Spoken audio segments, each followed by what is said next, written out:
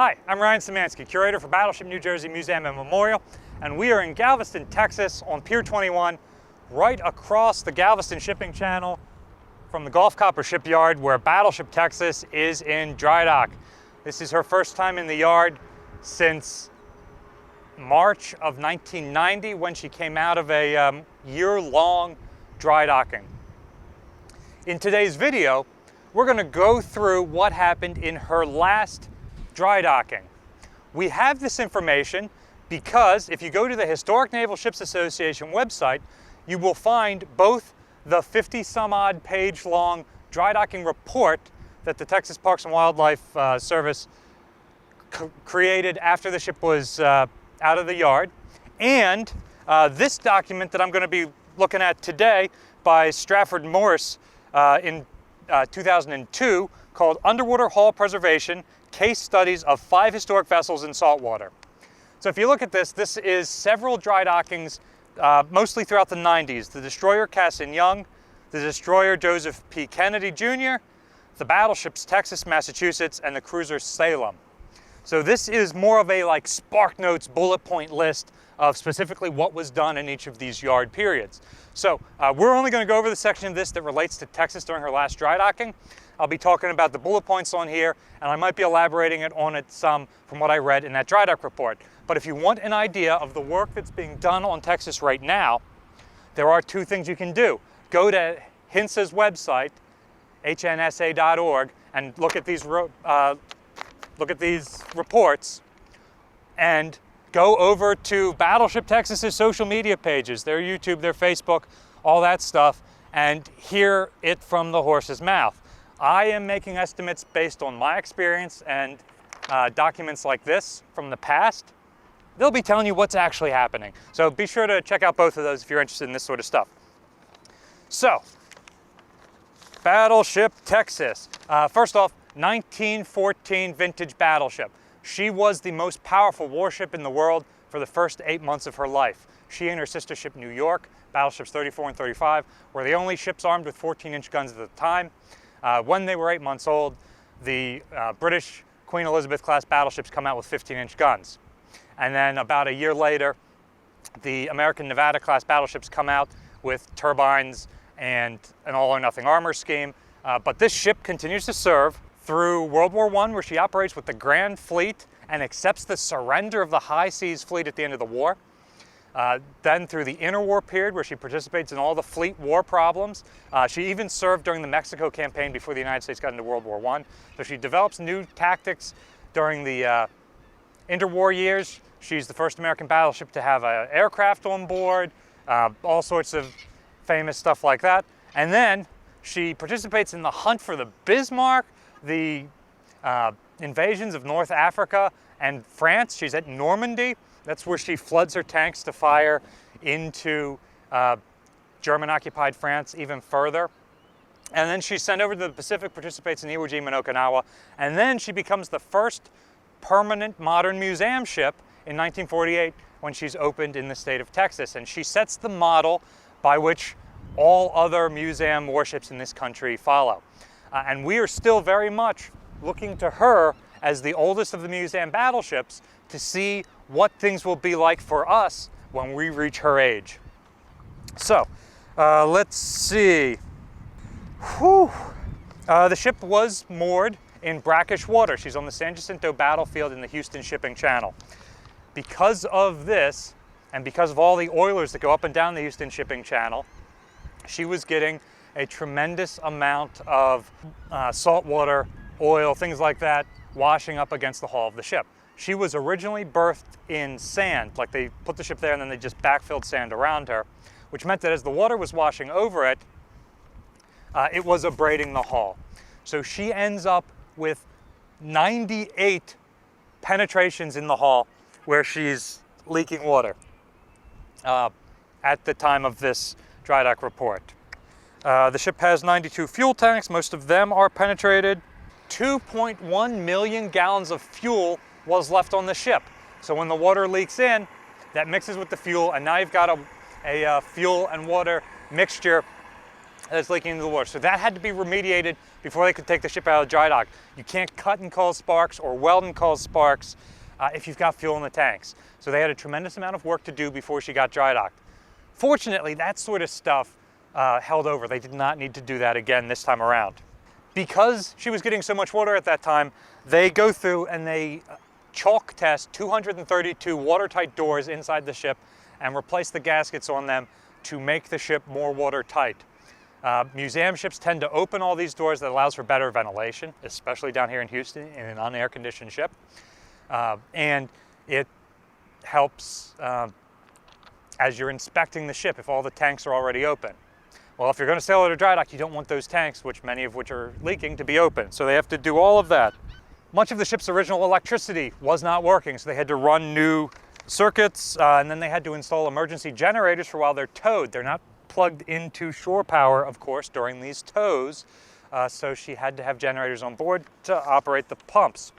It is a good thing they did that, because with those 98 compartments leaking, she took on so much water during the tow that she ended up with just 6 inches of clearance when she got into dry dock.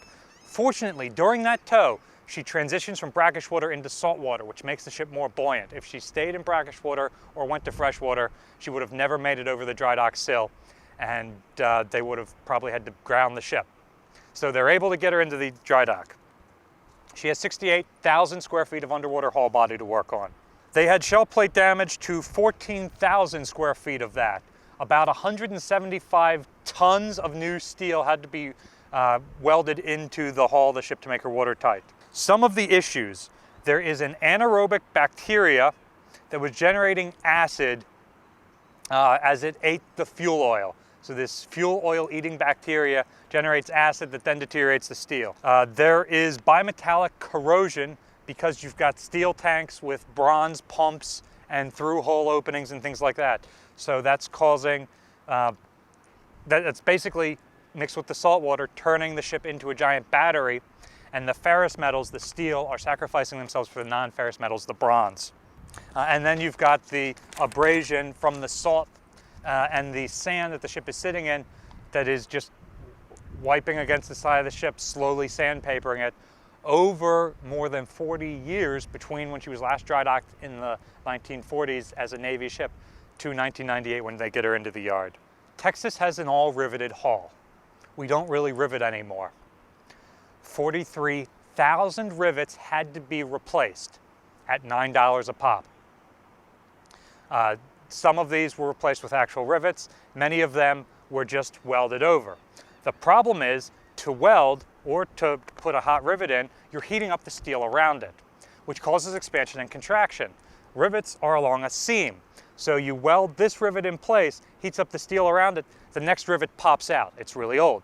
Okay, so you weld that one. Well, the one after that pops out, and you end up chasing the seam all the way down the length of the ship until you've replaced 43,000 rivets. $9 a pop.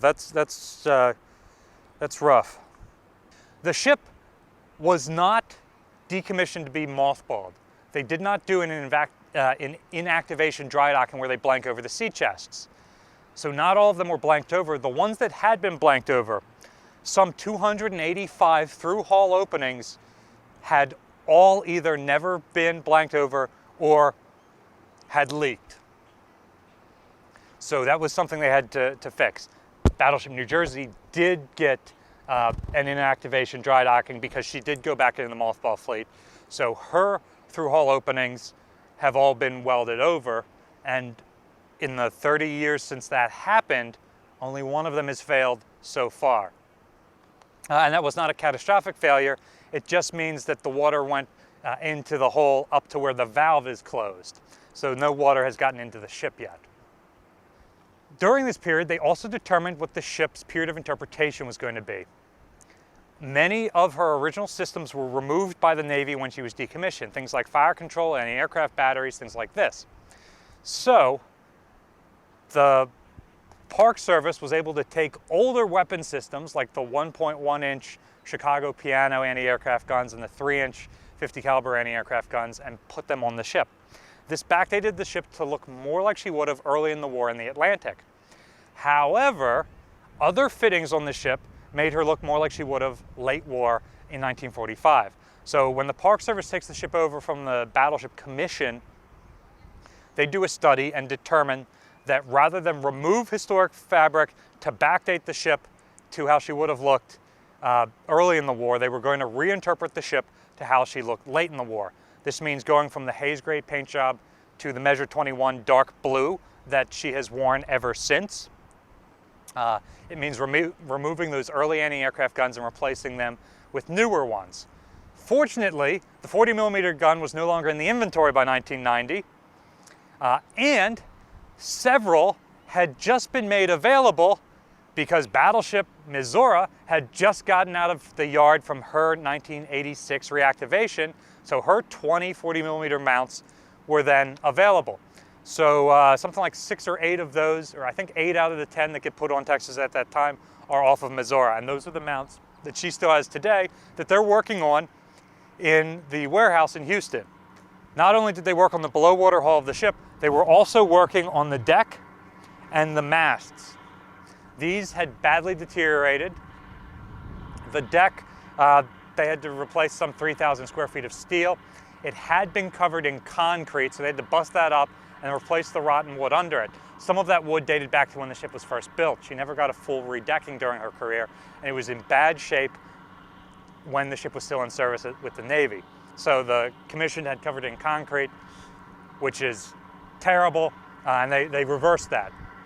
The superstructure was in such rough shape that the engineers that were inspecting it did not want to stand on some of the platforms up there for fear that it was going to fall out from under them. So they actually cut the top of the tripod mast off to lower it to the dry dock floor to do work on it. As far as I know, that is not within the scope of work of this yard period. She's going to stay in her current configuration throughout the whole period, as far as I know.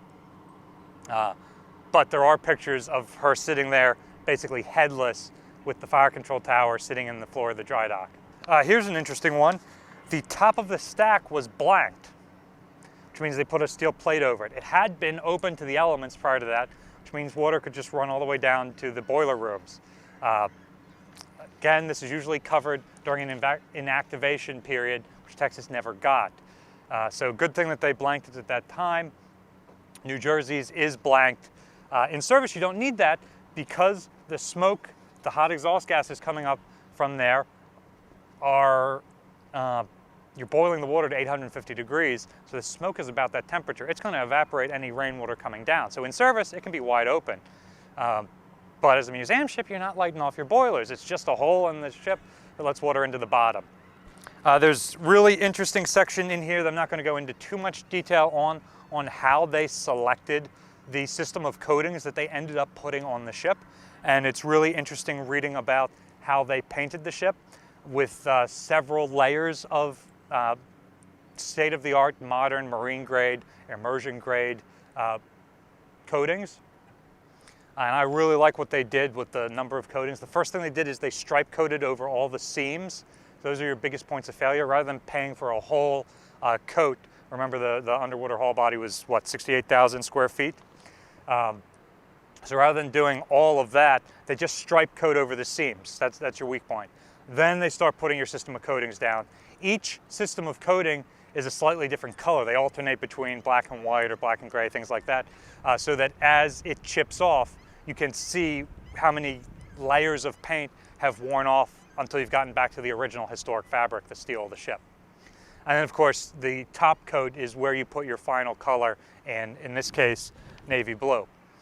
They do paint the whole ship, masthead to keel, while she's in dry dock. That's normally a big no-no because you never do anything in dry dock that you can do pier side because it's going to be probably twice as expensive.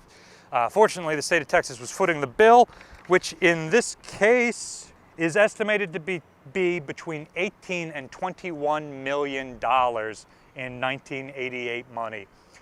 So that, I don't have an exact number for you because they do a lot of work to get the ship ready to go into dry dock. So do you count that in the cost of dry docking? Do you count the money they spent on the deck in dry docking? That technically happened afterwards, but was still part of the overall project. So somewhere in the $18 to $21 million range, which is still, even though it's 1988 money, it is more than Battleship New Jersey will likely have to pay to go into dry dock. Missouri in 2009 paid $18 million for 3 months in the dry dock in Pearl Harbor. So New Jersey, we're estimating somewhere around $12 million. We would like to get her into the dry dock in the next 5 years because she's already more than a decade overdue based on the Navy's guidance. So again, if you want to find more information out about what's going on Texas, links in the description will take you to these reports that I've been citing. You can read them for yourselves. If you find something there interesting I didn't talk about, drop it in the comment section down below. Maybe we'll talk about it in a future video. Otherwise, it'll spur discussion down there. Also, go over to Texas's social media. They've got a YouTube channel. We link that down below. They've got Facebook. They've got Twitter. They've got a TikTok. Go over and check them out.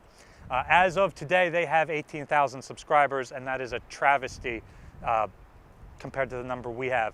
By the end of the month, they should have 50,000 subscribers. So head over there, join them, and you'll be able to hear actual information on what's happening there, not my guesses based on what happened 3 decades ago. Battleship New Jersey receives operating support from the New Jersey Department of State, also from a number of other businesses and private individuals. We really appreciate your support, and there's a link in the description below not to support Battleship New Jersey, but to support Battleship Texas to help her get through this major up to a year-long yard period. You can also support both museums by liking, sharing, and subscribing so that more people find out about us and our channels. Thank you guys for watching.